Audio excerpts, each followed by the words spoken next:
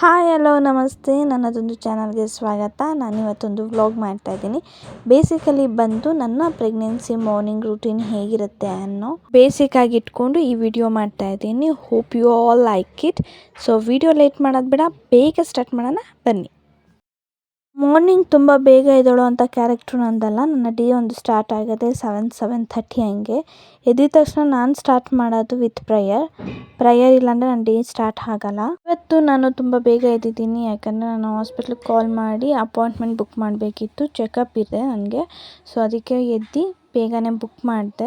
ಇದೊಂದು ಹ್ಯಾಬಿಟ್ ನನ್ನ ಮಗಳಿಗೆ. ನಾನು ಎಷ್ಟೊತ್ತಿಗೆ ಎದ್ದರೂ ನನ್ನ ಹಿಂದೆನೇ ಎದ್ಬಿಡ್ತಾಳೆ. ನಾನೊಂದು 10 to 15 ಮಿನಿಟ್ಸ್ ಮೆಡಿಟೇಷನ್ ಮಾಡ್ತೀನಿ, ಯಾಕಂದರೆ ಕಾನ್ಸಂಟ್ರೇಷನ್ ಚೆನ್ನಾಗಿರುತ್ತೆ ಮತ್ತು ಡೇ ಪೂರ್ತಿ ನಾನು ಆರಾಮಾಗಿರ್ಬೋದು ಅಂತ.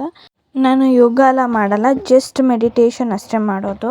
ಅದಾದಮೇಲೆ ನನ್ನ ಮಗಳಿಗೆ ನಾನು ಬ್ರಷ್ ಮಾಡಿಸಿ, ನಾನು ಬ್ರಷ್ ಮಾಡ್ಕೊಂಡು ಇಬ್ಬರು ಫ್ರೆಶ್ ಅಪ್ ಆಗ್ತೀವಿ. ಈಗ ನಾನು ನನ್ನ ಅಮ್ಮನ ಮನೇಲಿದ್ದೀನಿ. ಸೊ ನನ್ನ ಮಗಳ ಕೆಲಸ ಆಲ್ಮೋಸ್ಟ್ ನನ್ನ ಅಮ್ಮನೇ ಮಾಡ್ತಾರೆ.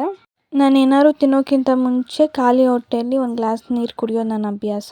ಅದಾದಮೇಲೆ ಇವತ್ತು ನಮ್ಮಮ್ಮ ಟಿಫನ್ಗೆ ಚಪಾತಿ ಮತ್ತು ಬೀಟ್ರೋಟ್ ಪಲ್ಯ ಮಾಡಿದ್ದಾರೆ. ನಾನು ಅದ್ರ ಜೊತೆಗೆ ಹೆಸ್ರು ಕಾಳಿನ ಸಲಾಡ್ ಮತ್ತು ಪೊಮೊಗ್ರಾನೇಟ್ ಜ್ಯೂಸ್ ಮಾಡ್ಕೊಂಡಿದ್ದೀನಿ, ಯಾಕಂದರೆ ಹಾಸ್ಪಿಟಲ್ಗೆ ಹೋದ್ಮೇಲೆ ನಾನು ಫ್ರೂಟ್ಸ್ ತಿನ್ನೋಕ್ಕಾಗಲ್ಲ.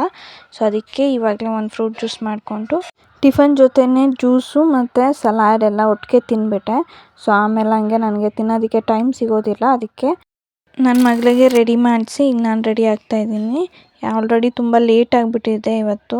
ಸೊ ಅದಕ್ಕೆ ಬೇಗ ರೆಡಿ ಆಗ್ತಿದ್ದೀನಿ. ಇನ್ಫ್ಯಾಕ್ಟ್ ನಾನು ಹೇರ್ ಡ್ರೈನೂ ಮಾಡ್ಕೊಂಡಿಲ್ಲ ಇವತ್ತು. ಸ್ನಾನ ಮಾಡ್ಕೊಂಡು ನಾನು ಹಾಗೆ ರೆಡಿಯಾಗಿ ಹೋಗ್ತಾಯಿದ್ದೀನಿ. ನಮ್ಮನ್ನ ರೆಗ್ಯುಲರಾಗಿ ಕರ್ಕೊಂಡು ಹೋಗ್ತಾ ಇದ್ದಿದ್ದು ಆಟೋ ಅಂಕಲು ಸಿಕ್ಕಿಲ್ಲ ಇವತ್ತು, ಅವ್ರು ತುಂಬ ದೂರ ಇದ್ದಾರಂತೆ. ಸೊ ಅದಕ್ಕೆ ಇವಾಗ ಬೇರೆ ಆಟೋನ ಹಿಡ್ಕೊಂಡು ನಾವು ಹೋಗಬೇಕು. ಈಗಾಗಲೇ ತುಂಬ ಲೇಟ್ ಆಗಿಬಿಟ್ಟಿದೆ. ನಾವು 10:30ಗೆಲ್ಲ ಹಾಸ್ಪಿಟಲ್ನಲ್ಲಿ ಇರಬೇಕಿತ್ತು. ಈಗ ಆಲ್ರೆಡಿ 11 ಆಗ್ತಾಯಿದೆ. ಸೊ ಅದಕ್ಕೆ ಬೇಗ ಹೋಗ್ತಾ ಇದ್ದೀವಿ. ನನ್ನ ಮಗಳಂತೂ ಫಸ್ಟೇ ಹೋಗ್ತಾ ಇದ್ದಾಳೆ. ಅವಳಿಗಂತೂ ಸಖತ್ ಕ್ಯೂರಿಯಾಸಿಟಿ. ಸ್ಕ್ಯಾನಿಂಗ್ ಎಲ್ಲ ಆದಮೇಲೆ ರಿಪೋರ್ಟಲ್ಲಿ ಬರುವಂಥ ಪಾಪು ನೋಡ್ಬಿಟ್ಟು ಅವಳು ಸಖತ್ ಖುಷಿ ಪಡ್ತಾಳೆ. ಅದಕ್ಕೆ ಅವಳು ಹಾಸ್ಪಿಟಲ್ ಅಂದರೆ ಫಸ್ಟ್ ಇರ್ತಾಳೆ. ಫೈನಲಿ ಸ್ವಲ್ಪ ದೂರ ನಡೆದ್ಮೇಲೆ ನಮಗೆ ಈಗ ಆಟೋ ಸಿಕ್ತು.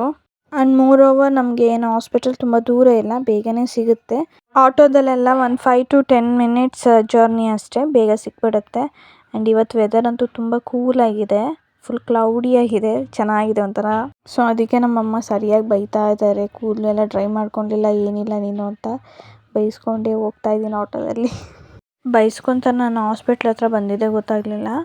ಹಾಸ್ಪಿಟ್ಲ್ ಹತ್ರ ಬಂದಮೇಲೆ ನಾನು ಬೇಗ ಇಳ್ಕೊಂಡು ಒಳಗೆ ಬಂದೆ, ಯಾಕಂದರೆ ನಾನು ಅಪಾಯಿಂಟ್ಮೆಂಟ್ ಬುಕ್ ಮಾಡಿದ್ನಲ್ಲ, ಬೇಗ ಟೋಕನ್ ಇಸ್ಕೊಳ್ಳೋಣ ಅಂತ. ಹಾಸ್ಪಿಟಲಲ್ಲಂತೂ ತುಂಬ ಜನ ಇದ್ದರು, ಜನ ಸಾಗರ ಅಂತಲೇ ಹೇಳ್ಬೋದು, ಅಷ್ಟು ಜನ ಇದ್ದರು. ಸೊ ನಾನು ಟೋಕನ್ ಬುಕ್ ಮಾಡಿದ್ರಿಂದ ಬೇಗನೆ ನಮ್ಮನ್ನು ಒಳಗಡೆ ಬಿಟ್ಟರು. ಆ್ಯಂಡ್ ನನ್ನ ಚೆಕಪ್ಪು, ನನ್ನ ಸ್ಕ್ಯಾನಿಂಗ್ ಎಲ್ಲ ಮುಗಿಯೋಷ್ಟೊತ್ತಿಗೆ ಮಧ್ಯಾಹ್ನ ಆಗೋಯಿತು. ಆ್ಯಂಡ್ 2 o'clock ಆಗ್ತಾ ಬಂತು.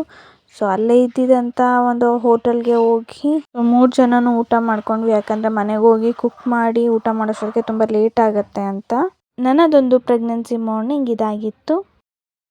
ನನ್ನ ಈ ವ್ಲಾಗ್ ಇಷ್ಟ ಆದಲ್ಲಿ ಲೈಕ್ ಮಾಡಿ ಮತ್ತು ಮತ್ತಷ್ಟು ವಿಡಿಯೋಗೋಸ್ಕರ ಸಬ್ಸ್ಕ್ರೈಬ್ ಮಾಡ್ಕೊಳ್ಳಿ.